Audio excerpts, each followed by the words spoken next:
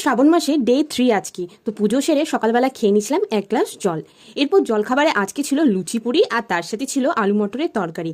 এই লুচি পুরিটা আজকে একটা নিরামিষ দোকান থেকে কিনে আনা হয়েছিল। তো লুচি পুরিটা খেতে তো বেশ ভালোই ছিল, বেশ নরম নরম ছিল, তবে তরকারিটা ভীষণ ঝাল ছিল।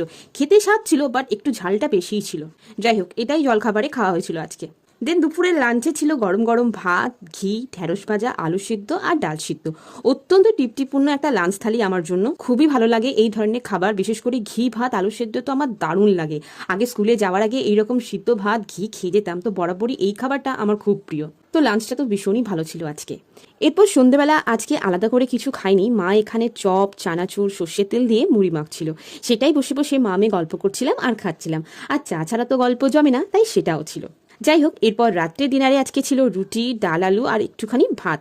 এই নিরামিষ ডাল আলু সবজিটা ভাত রুটি দুটো দিয়েই খেতে খুব ভালো লাগে। তো আজকে আর মুড়ি খানি রাত্রেবেলা, কারণ অলরেডি সন্ধেবেলা মায়ের সাথে বসে মুড়ি খেয়েছিলাম, সেই জন্য আজকে রুটি আর একটুখানি ভাত খেয়েছিলাম। তো এই ছিল আজকে সারাদিনের খাওয়া দাওয়া। ভিডিওটা ভালো লাগলে প্লিজ একটা লাইক করে দিও। Thank you.